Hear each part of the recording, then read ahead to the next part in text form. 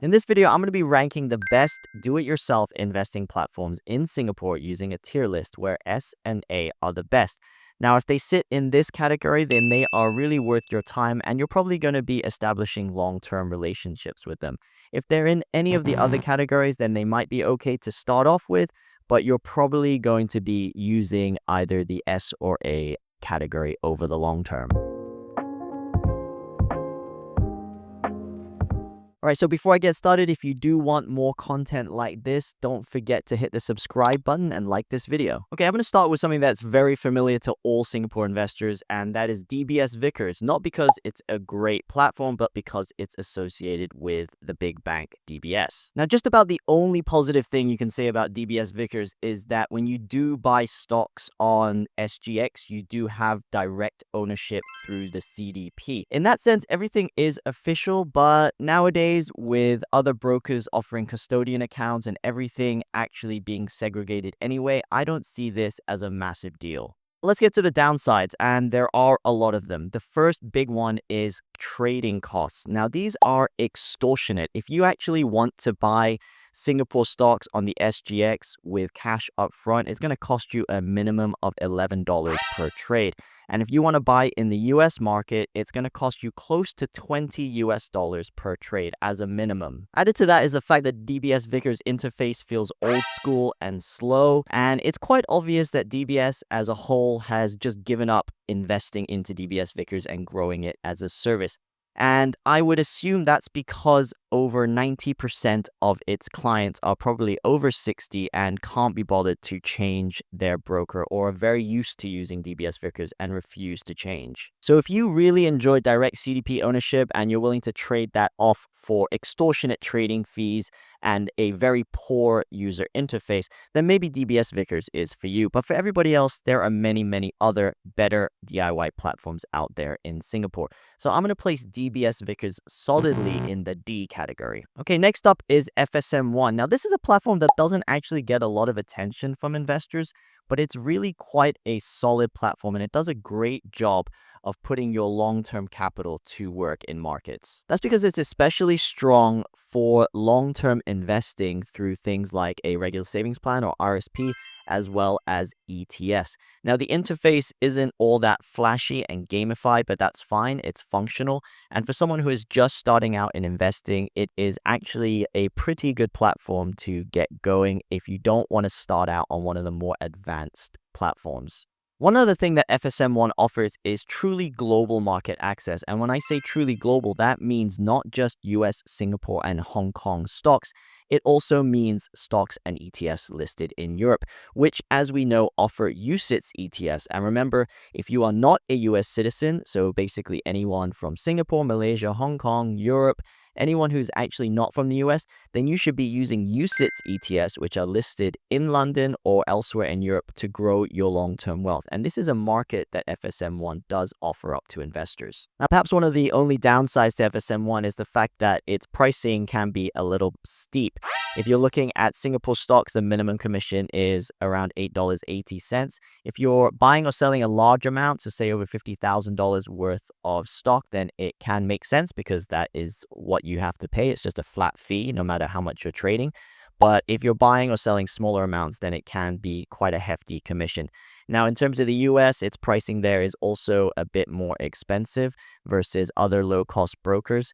But if you're looking at investing long-term into ETFs, then this can be offset as they tend to waive or minimize the commissions on RSPs. So given all this, I'm going to put FSMOne solidly in the A category. Okay, so next up is Syfe Invest. Now, this is the brokerage arm of the large wealth and advisory platform Syfe. In terms of what it offers, it does offer global market access because you can actually buy UCITS ETFs in Europe, as well as offering up the usual markets of Singapore, Hong Kong, and the US. Now, Syfe Brokerage only launched in January 2019, so it's a relatively newer entrant to the market when compared to some of the older brokers out there.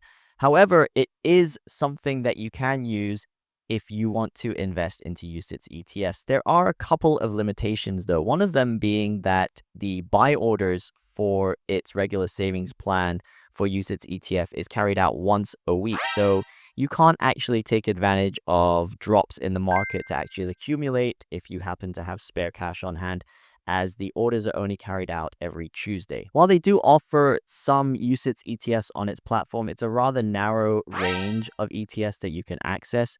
So you're going to be limited to about 5 or 6 UCITS ETFs if you do happen to use Syfe brokerage. However, if you're a complete beginner and you are intimidated by some of these more advanced platforms, then Syfe brokerage could definitely be an option to get started and become more comfortable. But I think further down the line, you're probably going to be graduating to a more comprehensive DIY platform. Overall, I think it's okay to have. It's an all right platform in terms of using it for long-term investing, as well as buying into Singapore, Hong Kong, or US stocks. And in that sense, I will put it in the B category. Moving on, we have Saxo Markets. Now, this is where platforms start to feel a bit more professional, a bit more tradey. And that's not necessarily a good thing when you're talking about investing, because remember, investing and trading are two separate things. Now, you're going to get more access to global markets, more asset classes, and obviously more advanced tools. Whether that's a good thing for investors who just want to grow their wealth over the long term is a completely different matter altogether. But the interface is definitely more heavy for users, and the learning curve is going to be steeper.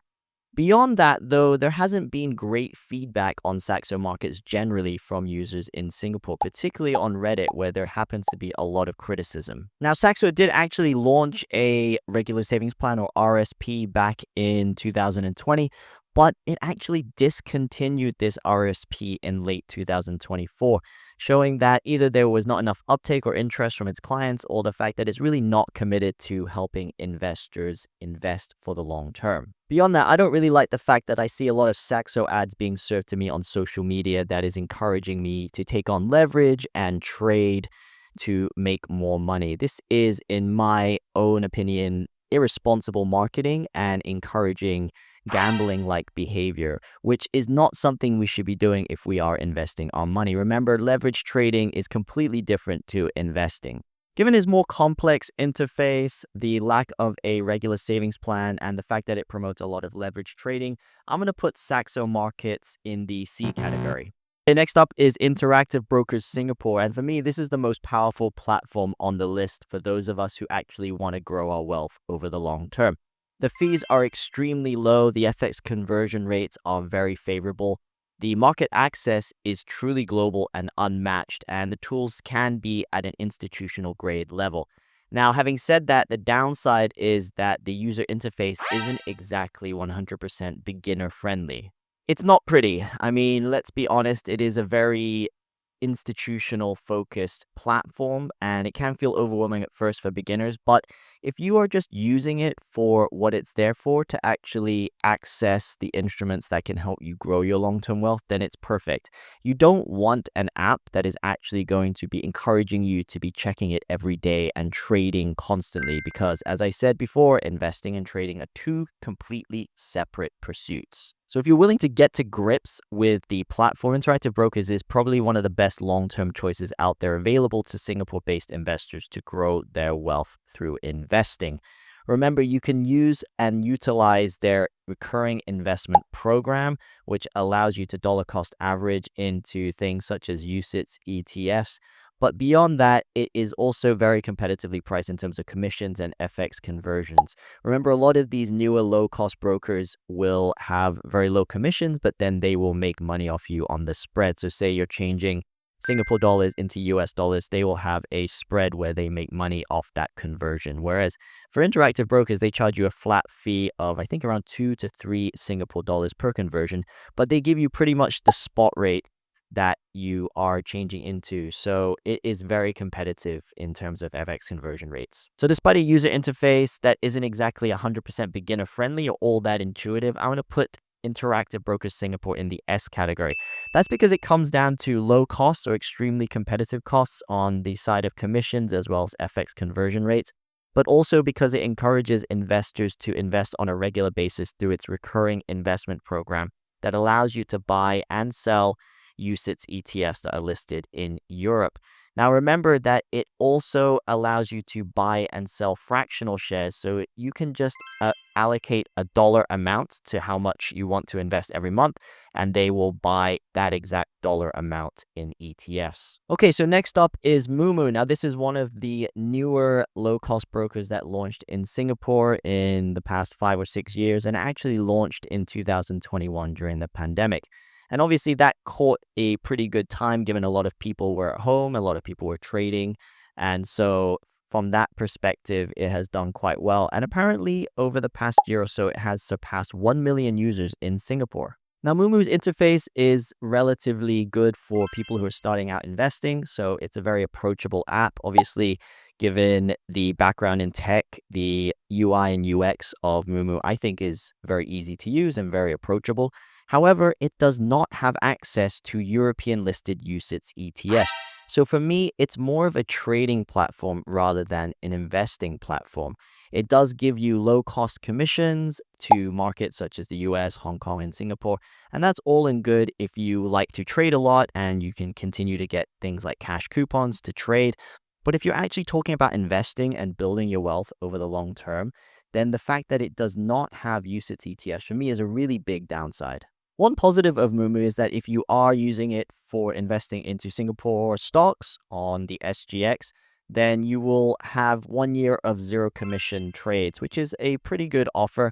But a lot of these newer brokers always say that they have zero commissions or 0% commission, but they'll always add a platform fee of some sort. So do read the fine print when you do look at these things before buying or investing on these platforms. Overall, Moomoo is a very solid platform if you want to start your investing journey, but it's really only applicable, I'd say, for Singapore stocks and US stocks, as well as obviously Hong Kong stocks.